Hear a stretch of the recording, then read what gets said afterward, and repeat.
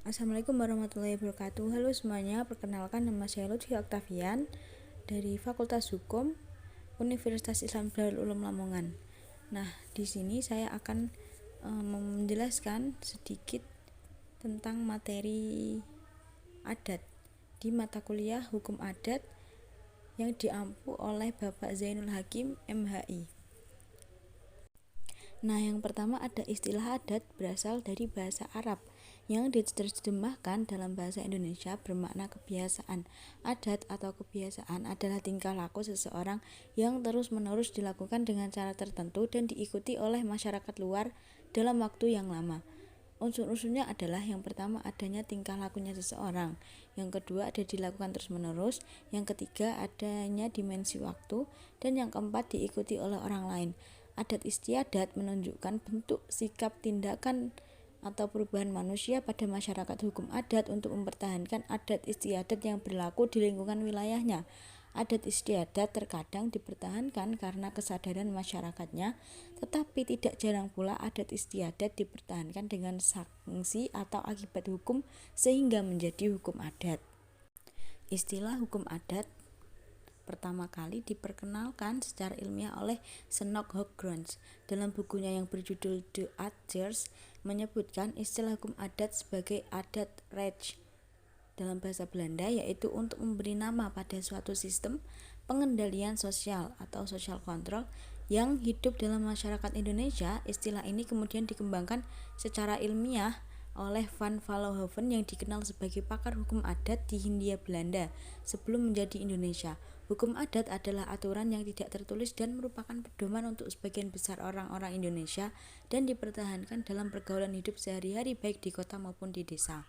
Hukum adat dalam berbagai macam pendapat para sarjana hukum, yaitu yang pertama, ada Sukanto mengatakan bahwa hukum adat itu merupakan kompleks adat-adat yang kebanyakan tidak dibukukan atau tidak dikodifikasikan dan bersifat paksaan mempunyai sanksi atau akibat hukum.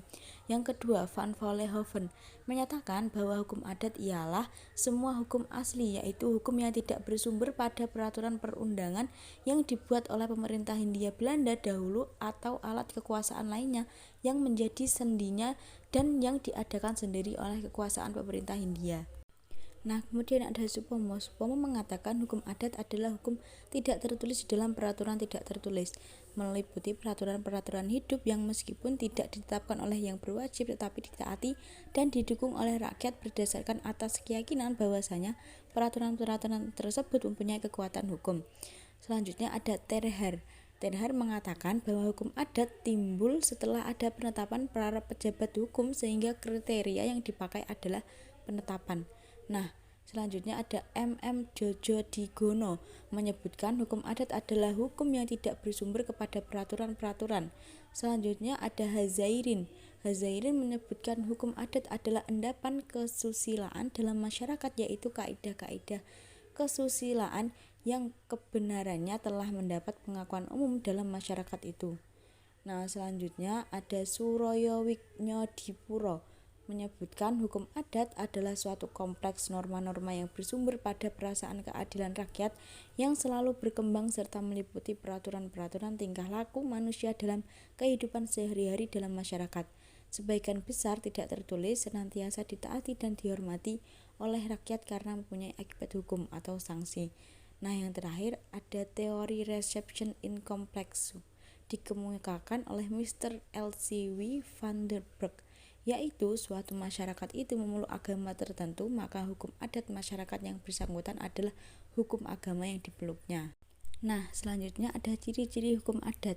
Yang pertama, hukum adat tidak tertulis dalam bentuk perundangan dan tidak dikodifikasi. Yang kedua, tidak tersusun secara sistematis.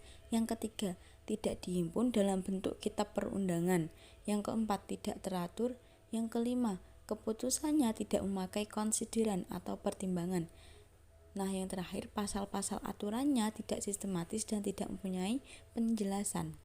Nah, selanjutnya ada perbedaan antara adat dengan hukum adat menurut berbagai pendapat para sarjana hukum, yaitu yang pertama menurut Terher, suatu adat akan menjadi hukum adat apabila ada keputusan dari kepala adat Dan apabila tidak ada keputusan, maka itu tetap merupakan tingkah laku atau adat. Nah, yang kedua ada Van Vollenhoven, yaitu suatu kebiasaan atau adat akan menjadi hukum adat apabila kebiasaan itu dijatuhkan sanksi. Nah, yang ketiga, menurut Van Dijk, perbedaan antara hukum adat dengan adat terletak pada sumber dan bentuknya. Hukum adat bersumber dari alat-alat perlengkapan masyarakat dan tidak tertulis, dan ada juga yang tertulis, sedangkan adat bersumber dari masyarakat sendiri dan tidak tertulis.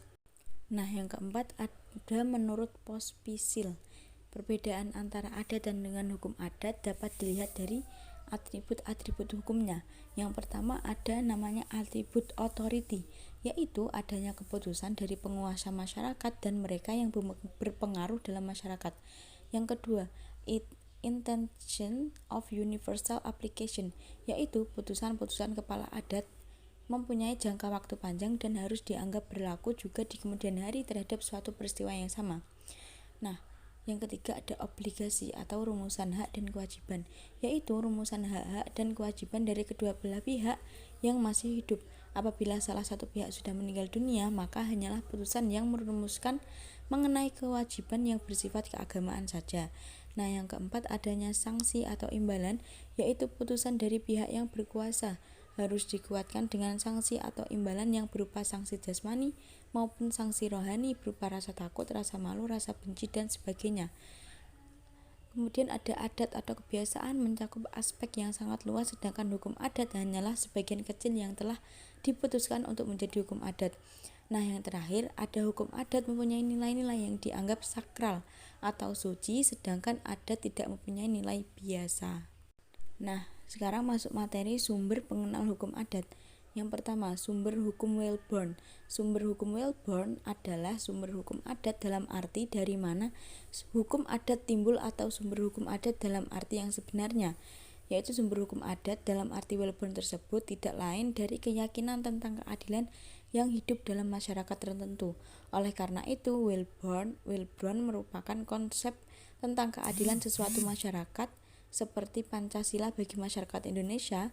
Sumber hukum Welborn adalah sumber yang menunjukkan lembaga yang berwenang mengeluarkan hukum atau menyebabkan terjadinya hukum.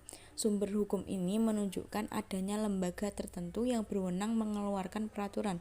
Sumber hukum Welborn ini digunakan dalam hukum tata negara yang mengatur tentang lembaga negara sesuai dengan wewenangnya dapat mengeluarkan peraturan. Nah, selanjutnya yang kedua ada sumber hukum Canberra. Sumber hukum Canberra adalah sumber hukum adat dalam arti di mana hukum adat dapat diketahui atau ditemukan. Sumber hukum Canberra ini menunjukkan kepada tempat atau bahan yang dapat digunakan untuk mengetahui di mana hukum itu ditempatkan dalam lembaga negara. Canberra adalah sumber hukum adat dalam arti di mana hukum adat dapat diketahui atau ditemukan. Oleh karena itu, sumber di mana asas-asas hukum adat menempatkan dirinya di dalam masyarakat sehingga dengan mudah dapat diketahui. Canberra merupakan penjabaran dari Welborn. Atas dasar pandangan sumber hukum seperti itu, maka para sarjana yang menganggap hukum itu sebagai kaidah berpendapat sumber hukum dalam arti Canberra ini adalah adat, kebiasaan, jurisprudensi, fikih, peraturan piagam raja-raja, peraturan-peraturan perkumpulan adat, kitab-kitab hukum adat, buku-buku standar mengenai hukum adat. Nah, selanjutnya masuk materi pembidangan hukum adat.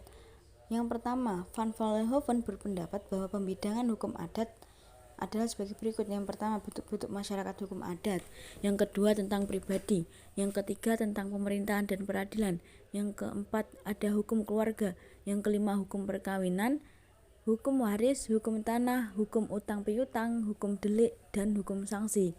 Nah, selanjutnya menurut Terhar mengemukakan pembidang hukum adat, yaitu yang pertama, tata masyarakat, hak-hak atas tanah, transaksi-transaksi tanah, transaksi-transaksi di mana tanah tersangkut, hukum utang piutang, lembaga atau yayasan, hukum pribadi, hukum keluarga, hukum perkawinan, hukum delik, dan pengaruh lampau waktu. Nah, materi yang terakhir, corak-corak hukum adat di Indonesia. Yang pertama ada corak religius magis. Religius magis adalah bersifat kesatuan batin, ada kesatuan dunia lahir dan dunia gaib, ada hubungan dengan arwah-arwah nenek moyang dan makhluk-makhluk halus lainnya. Percaya adanya kekuatan gaib, pemujaan terhadap arwah-arwah nenek moyang, setiap kegiatan selalu diadakan upacara-upacara religius. Percaya adanya roh-roh halus, hantu-hantu yang menempati alam semesta seperti terjadinya gejala-gejala alam, tumbuh-tumbuhan, binatang, batu, dan lain sebagainya. Dan percaya adanya kekuatan sakti, dan adanya beberapa pantangan-pantangan. Nah, yang kedua ada corak komunal atau kemasyarakatan. Kehidupan masyarakat hukum adat selalu dalam wujud kelompok. Sebagai satu kesatuan yang utuh, individu satu dengan yang lainnya tidak dapat hidup sendiri. Manusia adalah makhluk sosial. Manusia selalu hidup bermasyarakatan. Kepentingan bersama lebih diutamakan daripada kepentingan perseorangan. Komunal yaitu manusia terikat pada masyarakat, tidak bebas dari segala perbuatannya. Setiap warga mempunyai hak dan kewajiban sesuai dengan kedudukannya. Hak subjektif berfungsi sosial, kepentingan bersama lebih diutamakan, bersifat gotong royong, sopan santun dan sabar, sangka baik, saling menghormati. Yang ketiga ada corak demokrasi.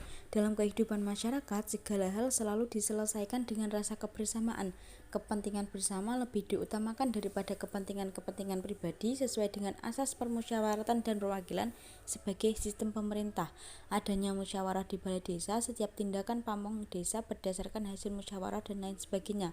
Nah, yang keempat ada corak kontan atau tunai. Pemindahan atau peralihan hak dan kewajiban harus dilakukan pada saat yang bersamaan, yaitu peristiwa penyerahan dan penerimaan harus dilakukan secara serentak. Hal ini dimaksudkan agar menjaga keseimbangan dalam pergaulan bermasyarakat. Asas kontan atau tunai mengandung pengertian bahwa dengan suatu perbuatan nyata, suatu perbuatan simbolis, atau suatu pengucapan, tindakan hukum yang dimaksud telah selesai seketika itu juga dengan serentak bersamaan waktunya tatkala berbuat atau mengucapkan yang diharuskan oleh adat. Nah, contohnya seperti perbuatan hukum dalam hukum adat tentang suatu perbuatan yang kontan adalah jual beli lepas, perkawinan jujur, melepaskan hak atas tanah, adopsi, dan lain sebagainya. Nah, yang terakhir ada corak konkret. Tiap-tiap perbuatan atau keinginan dalam hubungan-hubungan hukum tertentu harus dinyatakan dengan benda-benda yang berwujud. Tidak ada janji yang dibayar dengan janji, semuanya harus disertai tindakan nyata. Tidak ada saling mencurigai satu dengan yang lainnya.